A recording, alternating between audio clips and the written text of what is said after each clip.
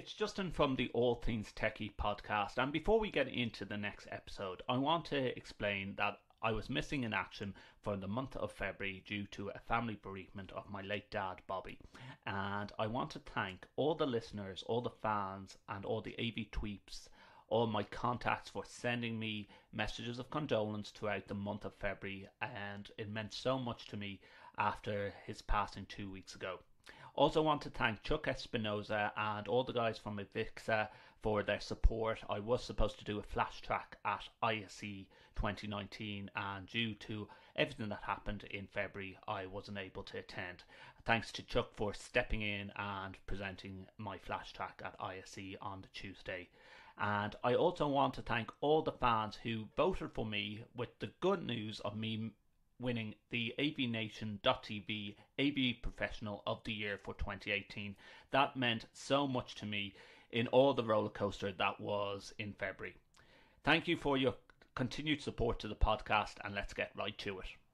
All Things TechIE podcast, brought to you by two tech junkies, Justin Dawson and Simon Lang. For more, visit www.allthingstech.ie for All Things TechIE.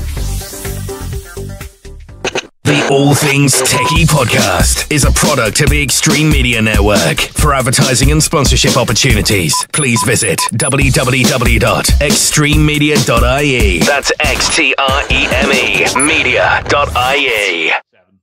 Well, in episode 7 of All Things TechIE, we didn't have for several reasons, we didn't have a February edition of All Things TechIE, but we're now having a series of episodes in March because there's so much things that's going on in March that we have been invited to as well as members of press, which means we're going up in the world, Simon. We're going up. If you'd like to get in contact with the program before we tell you what's coming up in this show, if you'd like to get in contact, you can visit our website, www.allthingstech.ie. We are going to sort out that HTTPS jargon. If Google's throwing up an unsafe message on your site, we'll sort that out during this month when we get paid, because we work on donations and sponsorship for our show. If you want to find out more, visit our website, allthingstech.ie. Yeah, you can contact Simon at Simon Lang AV and myself, Justin, at Justin or Dawson on Twitter. We also use the hashtag All Things TechIE for All Things TechIE. Simon, you've had a busy month as well, even though it hasn't had this roller coaster of events as I have. You have had a busy month of February as well, including the fact that you weren't able to get to ISE either. Yeah, I've been still stuck in a multi-phase project, which is going and still going. Of AV installs. Yeah, and it's interesting because some of the stuff I'm dealing with leads into some of our topics today. Anyway, we're going to be talking about AV over IP and compared to older stuff and newer stuff, and how do we make them all work together. So that's been a big part of my month of issues. It's a great actually area to start off on, actually, Simon, which is Dante, AV over IP. Do you know what? Remind me to come back to something that it took ages for me to figure out what it actually was all about, and then and that is AV as a service, AVASS or AAS. Acronyms.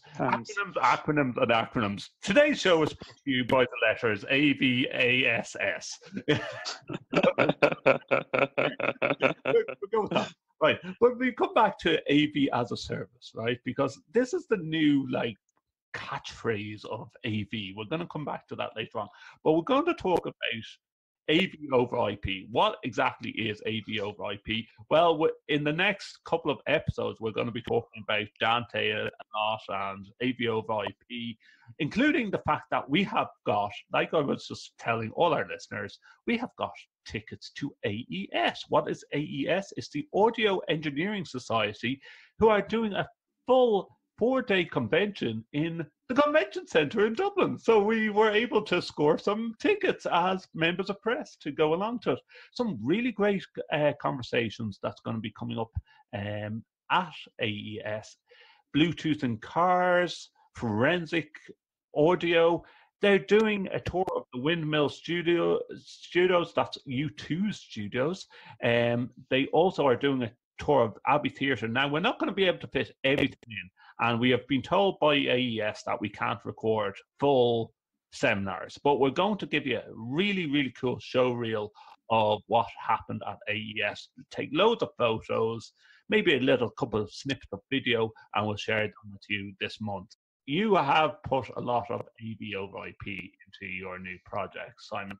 But when things go wrong, which they will happen because that's what keeps us in a job. When things go wrong, what do you do when you have audio and visual over IP and the network's just not responding? Now, usually that is usually where the first problem happens. Is it's a switch in the middle now, where before it used to be like a matrix mixer of load of inputs, load of outputs. It's all audio visual, nothing can go wrong. Now I feel like I need to have an actual Cisco qualification or some networking qualification, because if you're dealing with switches, you're dealing with quality of service, or QoS as some people call it, multicasting streams. Yeah, keep going, they keep getting longer and longer. And so you're now dealing with switches that are carrying Dante, as we mentioned, or Cobra, or whatever people are using out there.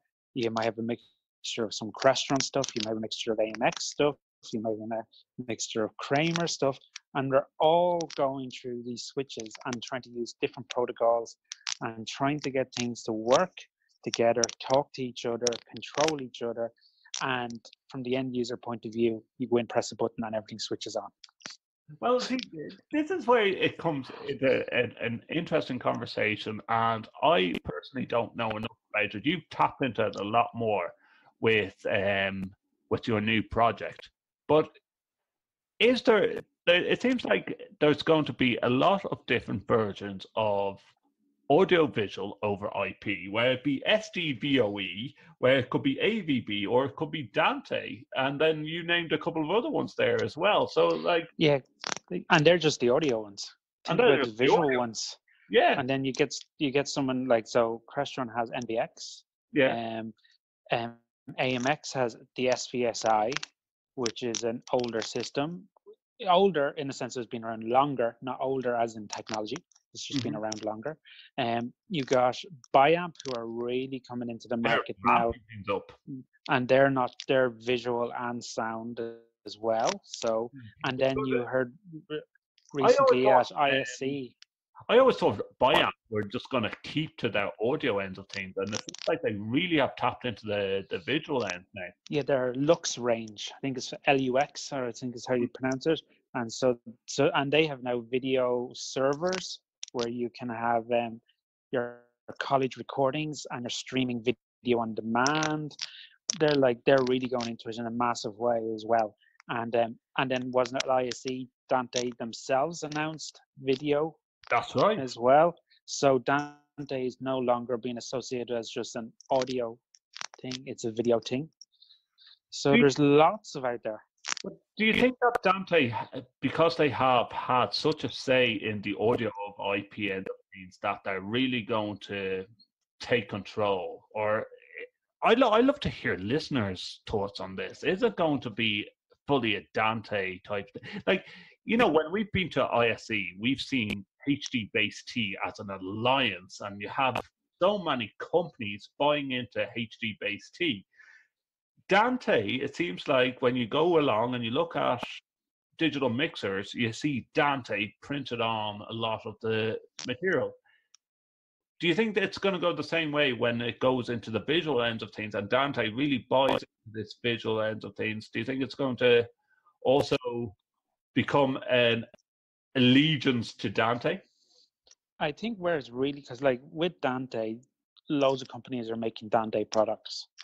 So if you go down the visual range, that means loads of smaller companies who are making visual products can now join into the video over IP aspect of it, so you're not so people aren't tied into having to use Crestron or AMX or Kramer or all those really good brands, but there might be something for everyone on the range of the market. If there might be a small company who can't afford a Crestron device that's over €1,000, to now might be a couple the ones that are lower quality but also a lower price on the market that might be more business class versus enterprise class.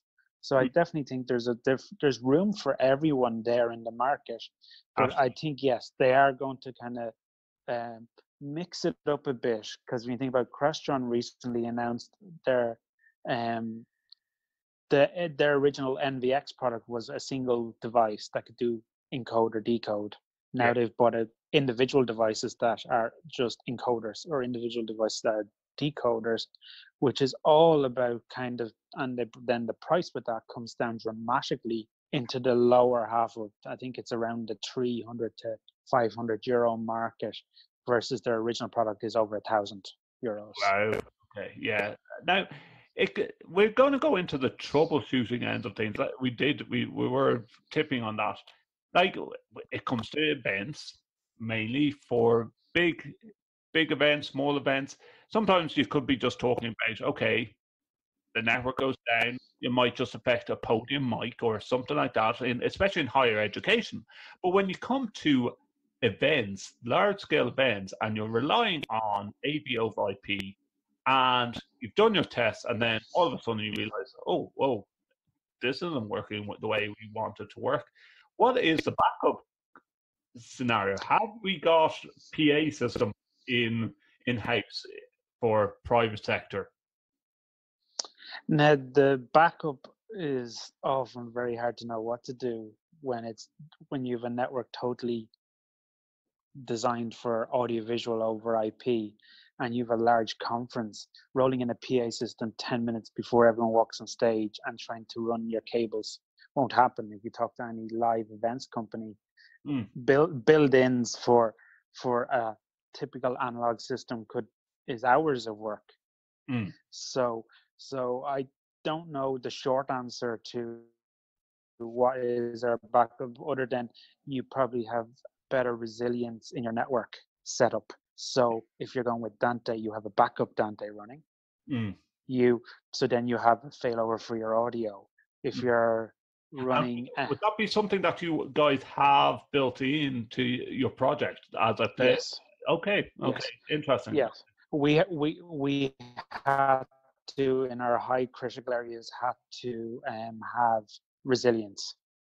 But the resilience in the sense of basic room visual resilience is just straight connections, as in we have a HDMI from a floor box to a projector direct. So that's a visual. That's fine in a single room. In a large joined room where you might have 8 to 10 screens running, we don't have a backup visual. Okay. We have a backup of the audio. Yeah. Because the audio is Dante and you just flip over to a second. But the other side, if you have a conference and you lose visuals, if you could have audio only, I think the conference can more or less continue. Okay. I know you lose your visuals, but I think if people are really there to hear what the people are saying, you can at least go. But that's in a business environment. Somewhere like the convention center where we're talking about, they probably have some other massive backup system that I wouldn't even know where to start thinking about at this point. But we would love to hear from guys who have done conferences and around Ireland, around the world. You can get in contact with All Things TechIE podcast. You can visit our website, www.allthingstech.ie. You can contact Simon and myself at Justin or Dawson is my Twitter handle. Simon's over there at Simon Lang AB, using the hashtag All Things TechIE. And we'd love to hear from just different scenarios. Like, has it happened to you? Has it not? How you made things work? Have you got a backup plan? Is it analog? Is it digital? let us know. Or what is the chances that things actually fall apart in scenarios like this? Let us know. allthingstech.ie. So I haven't done much reading about it, but I do want to get an old pal that we've listened to several of his webinars about, which is the new version of USB 3. It's now going into version 3.2, I believe. And please God tell me that they're not changing the shape of the USB connection again. No, anything I read quickly on this topic, because this is one area I'm definitely not an expert in, is that it's still micro USB and the USB-A connector, or as it's going USB-A, is USB-C connector. Yes. So I think the USB-C one is the one that can flip both ways. Yes, flip. That's everyone's dream. Goes both ways. And I'm even noticing on laptops, most laptops nowadays don't even have USB-A, which is the standard flat connector. It's the new USB-C seems to be the standard connector. And if you need the other one, there's adapters. Yes. Yeah. So we are going that route. But I think I read about the standard is it's all about data transfer. It seems to be about, in theoretically speaking, because everything says theoretical, is anything up to 10 to 20 gigabytes transfer per second. Yeah, which is a humongous compared to, like, I know network cable now, like was it a Cat6 cable? You can get 1 gig connection. Yeah. Speed. So that's you think that's 10 times that. Yeah, like I always think that you might be able to get these USB connections, but like you want to make sure that your computer and processor can handle this absolute speed of transferring data as well. And what's funny is, like, you have to always think about it has to be all devices are on the same type of speed. Like, for example, we use a lot of GoPros in higher education, but I know the version of the GoPros that I have would not be able to run at the speed of USB 3.2 or USB 3. It's a simple USB 2 connection, and even when I record for about 10 to 15 minutes, the actual file size is so large that I can go off and make myself a cup of coffee and come back, and maybe then it might have transferred the file over. But we'd love to hear your comments on it. We want to try and get Joe Cornwall. Joe is the actual expert on all things USB and connectors, and he's done a lot of talks with Avixa, and I'm sure we will contact him at some stage and try to nail him down and see does he want to talk to us for about 15 or 20 minutes. Galaxy have come out with their new range of mobile phones. Or Samsung. Samsung? Oh yes, Samsung have come out with a new phone. Why am I saying Galaxy? Yeah, I have chocolate on my mind. Samsung have come out with that was a great cover up there. Samsung have come out with a new range of phones. The Galaxy 10 range, and my God, foldable phones, Simon. Foldable phones. I have to say, I did like what I seen with regards to the foldable, but by God, it's like you might as well be buying an Apple computer or a Mac. It is highly expensive, and that's the problem. Will people be able to afford it, or will people, like in the case of Ireland, phone often is a bill pay, and you're paying it over 2 years as it is. Yeah. So what are they going to do? Start extending it that you're going to get 3 years, or people's monthly bills are just going to start getting higher and higher and higher? I like. I don't know how people can afford it. I don't anyway. So I don't either, and I love to hear listeners' comments on it as well. Would is it a turn away from buying one of these phones, or is it going to be the fact that people buy a mobile phone once every 5 or 6 years? Businesses maybe want to update them with clients and the likes, but if you're buying them personally, I don't see it. I don't yeah, like. I think people will want the bigger phone, like the iPhone. Like, so for example, I'm using an 8 Plus at the moment, Mm. and it is a big enough size screen for rooting around a document while also checking your mails. And people don't want to be carrying tablets around in their pockets. So we're kind of gone from the point where we were trying to get bigger, and we would try to now get smaller, and now we're going back again the other way where they're trying to get bigger again, but fit in a smaller space. So that's hence the foldable. Yeah, but even with the foldable, right? The length of the foldable, it still wouldn't really fit in your pocket comfortably. Not with the fashions of today, where everything has to be tight and curvy to match your body. Yeah, So yeah, definitely not. But one company that's really taking on the Samsung and the Apple, I think Apple are struggling, and is the foldable the latest thing? I think is a bit of a gimmick, to be quite honest. I don't see this catching on unless the prices dramatically drop. But Huawei and their phones they are really taking over, as we've discussed before on previous podcasts, Simon. They're taking over the Asian market. They just really need to tap into the European market. Yeah, that's their like, so they have the P30, I think, is coming out shortly, and that's meant to be a big competitor in terms of the specs, not the screen and the foldability, but in the sense of the specs. It's out there.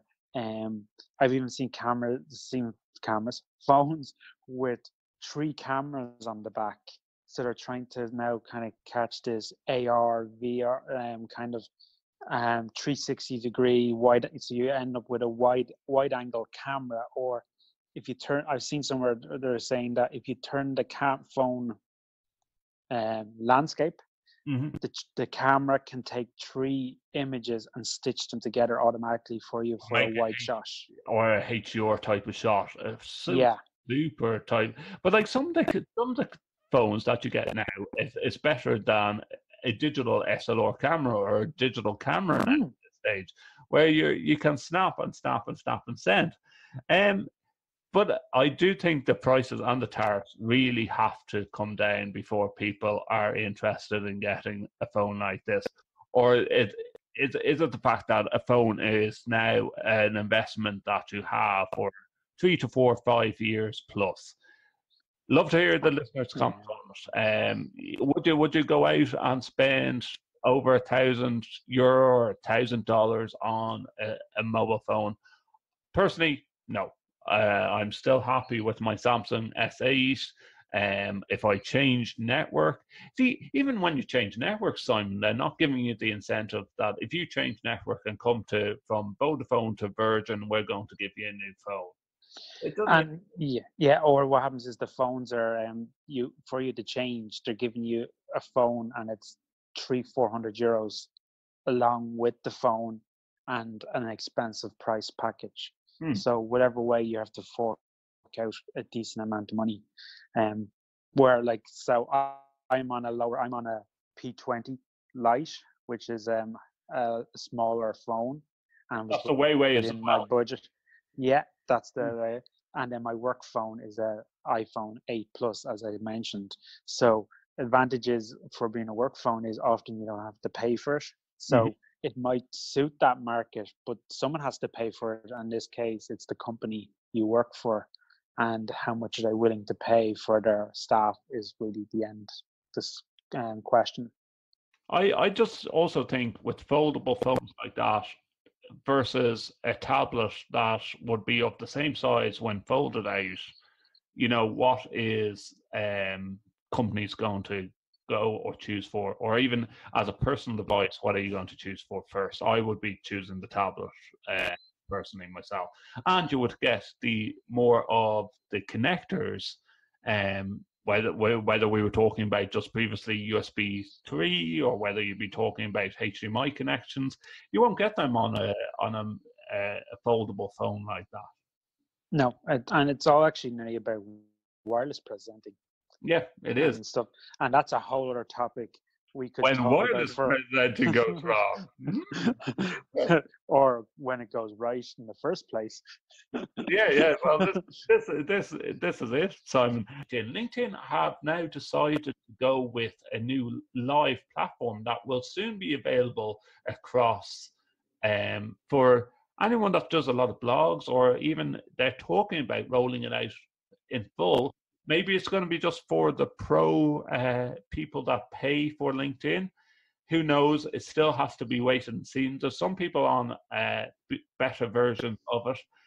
Are LinkedIn coming into this live streaming social network a bit too late, do you think, Simon?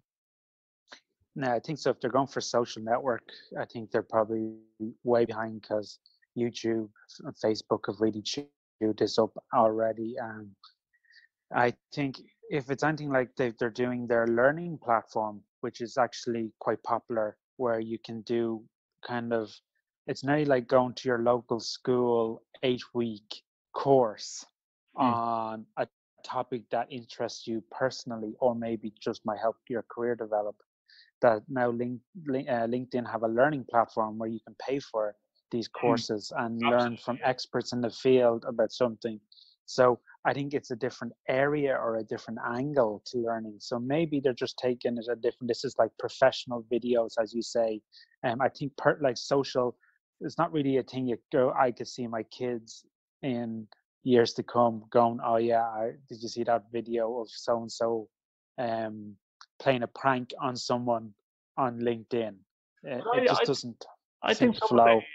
top 4 financial firms and stuff like that might really, if LinkedIn target this correctly, they could really buy up that type of market, where if you have a professional network, that people can also go, "Oh, such and such has talked at that meeting. I'm going to add them to my LinkedIn and be able to connect with them."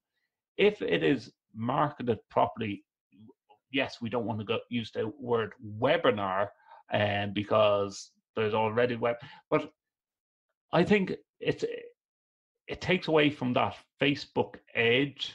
That Facebook is very open to all public to just drive a linking profile of anyone, and everyone can comment on a live stream. I've streamed a lot of stuff on Facebook Live. We're talking about doing these programs at some stage on Facebook Live. Oh yeah, I didn't mention that to Simon. But live, but it's a different type of audience. I think LinkedIn, if they target it correctly on a professional network, they might have room to do live streams. For, let's say, Brexit, for example. Oh, well, I mentioned the B word, the Brexit. If financial firms were covering that end of things, I think it could work. But they're very slow in rolling it out, and Yeah, but I guess it's how maybe the benefit is they're by integrating it into people's network of connections already. So it's targeted webinaring or targeted videoing at specific topics, as you say. So a financial firm targeting everyone who Brexit will affect. If you're a audio visual company who use LinkedIn, it might be at clients and in events area, or yeah. So which is more targeted, because you already have a base already. So if a company have 500 followers or 5,000 followers, you already have 5,000 viewers possibly there before you even send a video beyond that. Mm. So And there is definitely potential this is there. where there's potential, but also I think they have joined the area too late, because Yeah. you have, like, for if we use AV as an example, we have the hashtags every Sunday morning, AV in the AM, AV tweets, and if someone wanted to do a live stream there, they're probably going to use Periscope, because, like, it's linked in with Twitter, and everyone will see it, and everyone can join it live and comment to their Twitter handle. Um, and not everyone is on LinkedIn either. Some people use it, some people don't. It's. I think they've. It's it's very business orientated. It's about companies and sales and connecting with future clients, present clients, that kind of stuff. It's not really a social about talking about your dog or that kind of stuff. It's very company orientated. In fact, I want to mention Irish national radio station Today FM and Gift Grub did a great sketch on with Marion Rosenstock about social networking, and it's supposed to be a man going through a social media building, and they go from one place to the next: Facebook, Twitter, LinkedIn. I'm just going to give a plug to Today FM and todayfm.com. Look at Gift Grub and try and find that social media sketch, or we might put the link in our show notes afterwards on allthingstech.ie. It's a great little sketch. So AV as a service, Simon. It's the new buzzword that coming up, and I've only realised exactly what the acronym was. But then my argument on this, and some people would love to correct me, I'm sure AV professionals around the world that listen to the All Things TechIE podcast will correct me on this. In Ireland and the UK, I would call that a service level agreement. Now, AV as a service, it's a company providing you with a service. Yeah, but they're doing it all for you. But I guess as it's coming from a cloud-based, I think, point of view, because most people are using SaaS, which is system as a service. Yeah. So it's a cloud-based service that you're being provided with. So AV as a service could be cloud-based. It could be an AV company that is in the UK could be supporting a company in Ireland using Fusion, or I can't think of the name of BiAmp system, but in the sense of someone doesn't have to be in even the same country to support your AV or support you as an AV, as a company.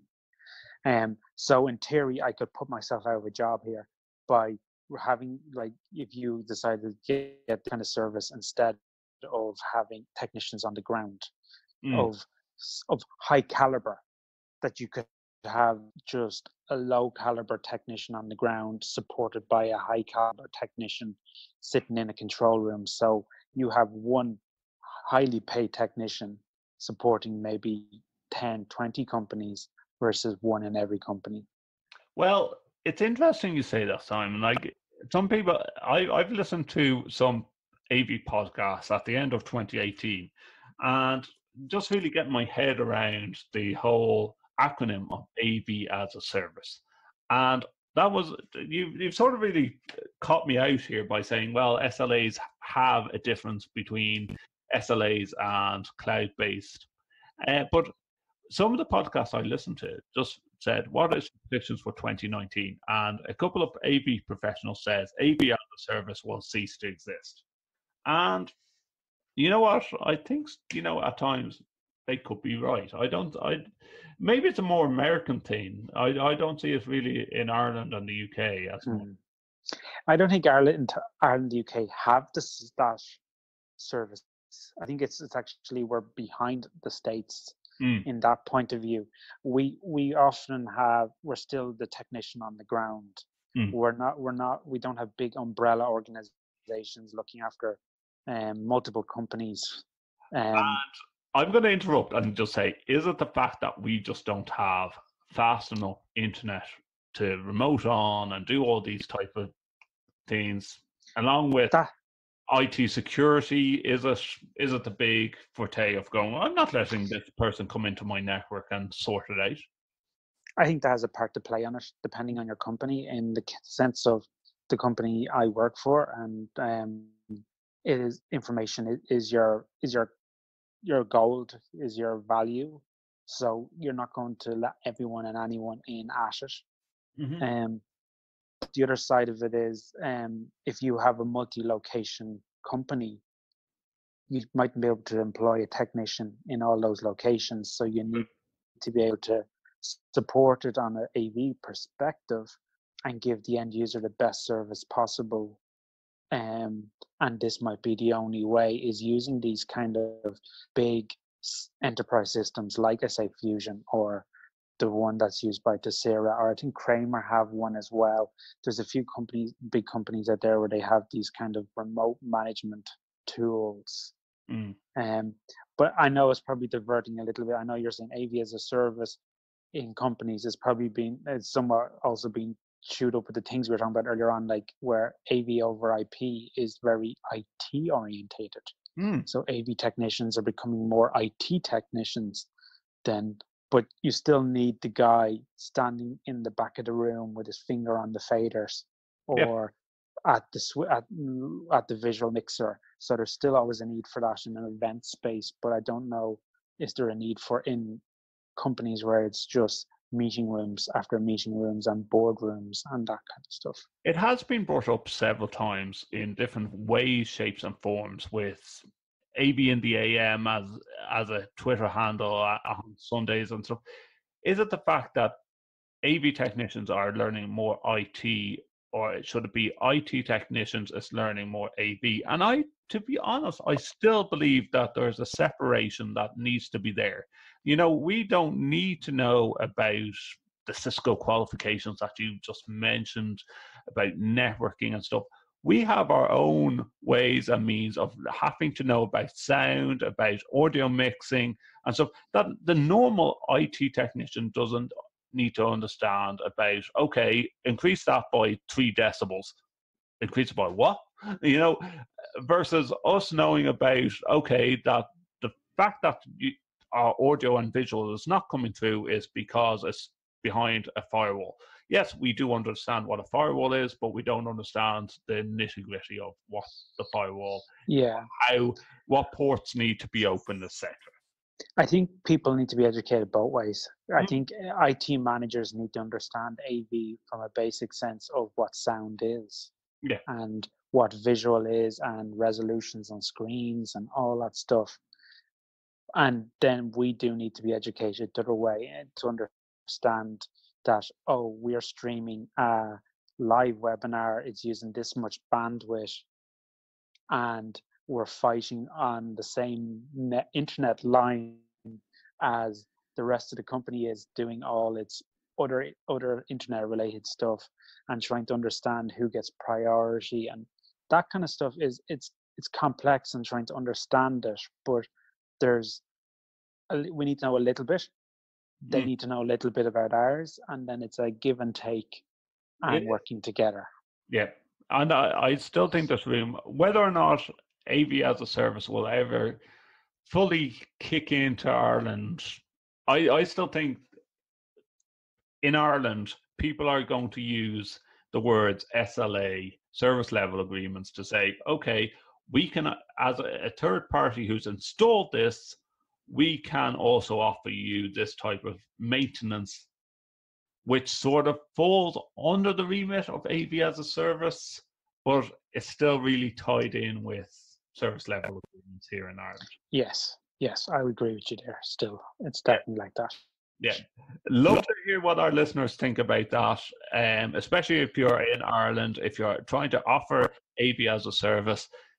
Would you agree that it's usually tied up in a lot of contracts, which is just an SLA? Let us know. All Things TechIE is our website.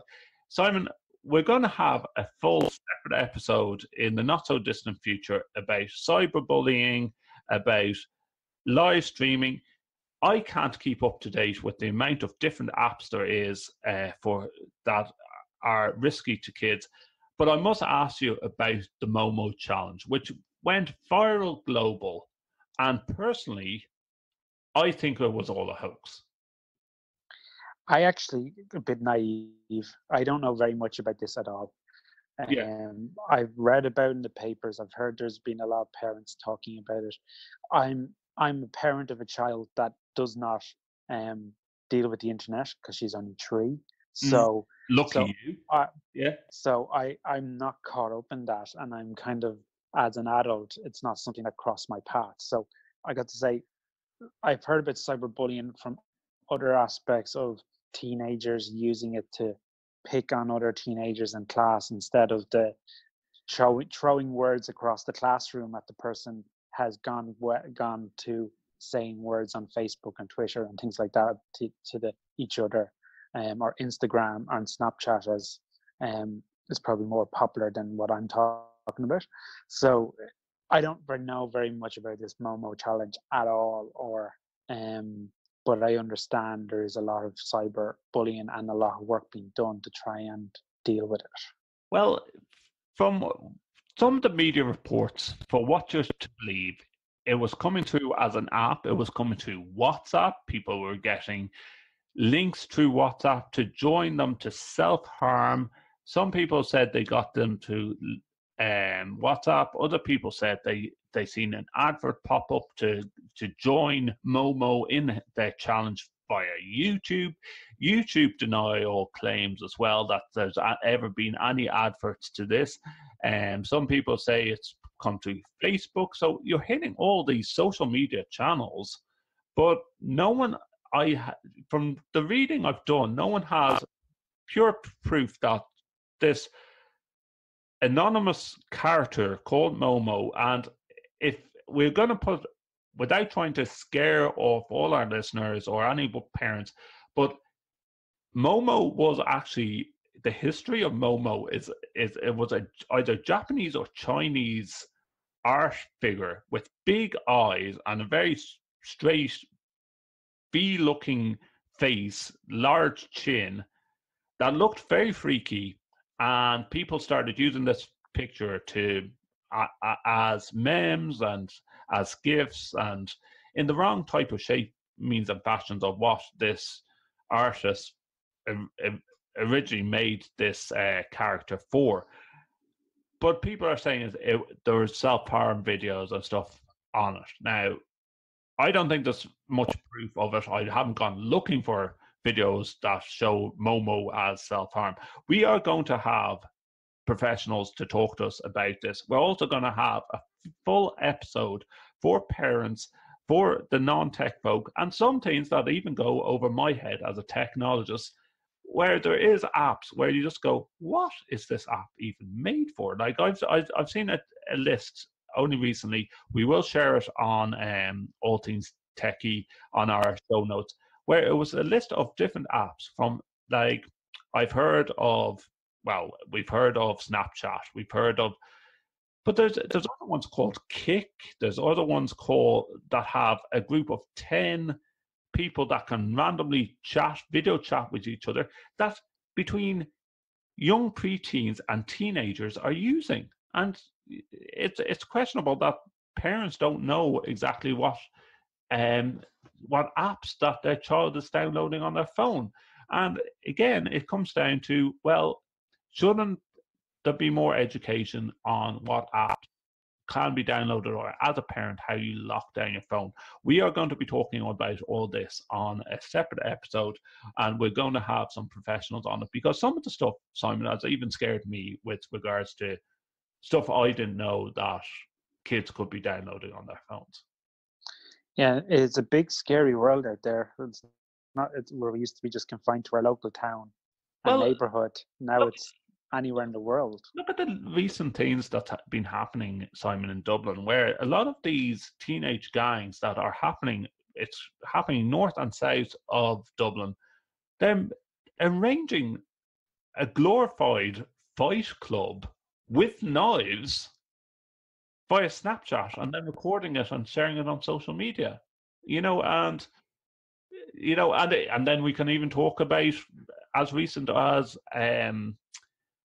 sort of getting away from youth, but the New Zealand atrocity, one of the shootings was streamed live on Facebook. How is this stuff not shut down that quickly?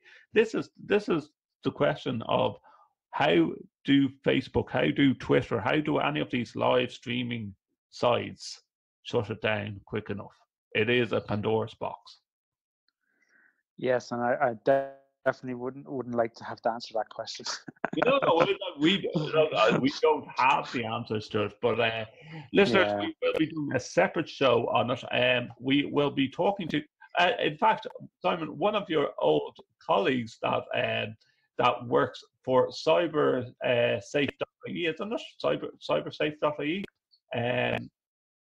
cybersafeireland.org, and we will be joining with them in the future. And the reason we haven't got them on this episode is simply they're so busy going from school to school during the term time and trying to educate children about the safety online. And we don't just mean like don't have a stranger join them on social media. We mean like don't be downloading these apps. And also there's separate conferences and meetings that they have with parents to educate parents about how to lock down their phone. And this is the problem, you know, with every iOS update, with every Android update, people, or even new phone, people don't understand how to lock down their phones properly for kids. And as parents, how do we manage the phones of our kids without invading their privacy to a point, but also be parents? I think we need to do a Twitter poll, Simon, as part of All Things TechIE, and ask our listeners, even if you're not a parent, do you know how to lock down your phone? So, for example, if to make it that no one else could download an app onto your phone, or your kid couldn't download an app without your permission. Yeah, or come get into your phone. Like how much, or even we could ask our listeners, how many of our listeners, if you are a parent, have shared your PIN to your phone with your child? Yeah, see, that's just it. There's lots of parents, and I've even seen today, actually, nieces and nephews being able to unlock a parent's phone just by observing them over time. Yeah, even if you don't use numbers, they have figured out that the key to just go a Z shape or an X or a Y shape to get into the and that's why it's great. Even going back to our Galaxy 10, they're all incorporating fingerprint now, or your facial recognition to unlock your phone. So my Android is a facial recognition, so it's great. I actually don't have to even. My daughter doesn't have to even see. So Rebecca hasn't gone to the stage of holding the phone up to Daddy's face and going, it's unlocked. Now I can watch YouTube. Yes. No, not yet. She hasn't caught that bit. But again, I just hit my mic for no reason. Again, Simon, people don't realise that there's a YouTube and there's a YouTube Kids. And YouTube Kids don't have any adverts and it's free of charge and it's just cartoons for kids. Yeah, it's safe and it's down to their age bracket, and it even has a great feature of time. You can actually time it, and after 15 minutes, they know, okay, that's it. I can go do whatever else I want to do. This is the point. We will be doing a full episode on it, guys. We want you to send in comments, suggestions, things that you've used to lock down phones or smart devices or anything that's connected to the internet with your kids. I had a neighbor only recently telling me how that Santa, before giving the Xbox over to their son, figured out how to lock it down that they can only play an hour at a time. I think Santa's fantastic, guys. And that's, and Santa's little elves should be teaching parents how to do that too. Yeah, definitely. Raspberry Pi setting up a London store to just sell Raspberry Pis. And to be quite honest, I just think Raspberry Pi is getting very commercial. Now, I've been trying to find a Raspberry Pi that's inside my budget range since before Christmas, All right. because I really wanted to try some of them. I want to play around. I'm going to hold up something to the screen here. This is new toys as I had a budget to spend, not from the All Things Tech budget, by the way, techie budget, by the way, Simon, but for $10 on Amazon, I was able to get myself a little PCB holder for a circuit board holder, and I'm just buying little circuit boards again. Oh yeah, Aldi or Lidl, one or the other, Germans again, and they had a soldering gun, so I bought myself a little hobby soldering gun. I'm going to start soldering some kits together again because I haven't done them in ages and I just want to get back into doing them again. Yeah, because the Raspberry Pi one, I really like the idea because there's lots of things you can do from an AV front. And Yeah. I was even trying to make my own media player or Kodi media player and all those kind of stuff for hooking up to my TV. Yeah, like there's a whole website. We'll put the link up on the show notes for just little Raspberry Pi projects. But like Simon said, it's finding one within your budget. It's getting very commercialized where it's just like, oh, do you want to buy? And it's sort of getting away from the whole idea of like, I just want to buy a circuit board that's a Raspberry Pi and connect it all together and play with it. And Because I originally thought it was actually for was like to encourage kids to get into electronics, where it's actually become a commercial market by itself as a product that people could use in digital signage, as you said. It's or whatever else they're trying to create and run on a low budget, but it's probably not high security. So from a commercial enterprise point of view, it's very much for the domestic market, I think, more than anything. Because they never really have sold the idea of are you using a Windows operating system on this? Are you using an Android operating system on this? Are you using a Linux operating system on this? They leave it open to... Yeah. And I think Raspberry itself is based on a Linux-based system as well. Yeah. So it's when you usually say Linux in most enterprises, companies, they start holding up crosses and start looking at where's the holy water to start sprinkling on you. The power of Christ compels you, component. So if it's Windows and Apple, if it's Windows, all good. If it's Apple, if it's Linux, you're just crossed the line there. In most cases. Yeah. And I got no offense to I Linux. get to see how many alarm bells that would go off if Simon ever introduced it. I have a cheaper way of doing digital signage in my office. I'm just going to put this on the network, and see how long it takes someone to realize that it's on the network. Exactly. You probably it'd be probably worse than like setting off the smoke alarm in the building. Yeah, definitely. Sorry, Simon, we're just escorting you out of the building with your P45 now.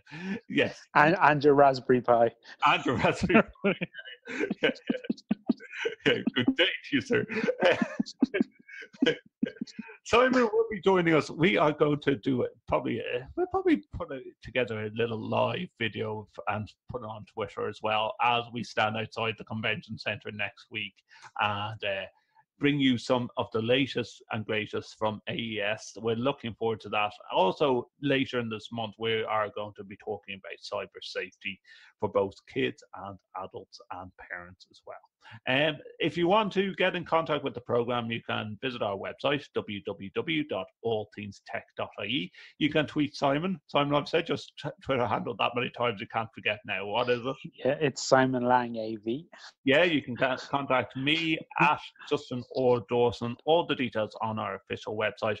We can be found on Apple. We can be found on all your big podcast networks as well. We are also on YouTube, where you can look at the two of us in our comfortable studio locations. And if you want to sponsor the show, all the details on our website.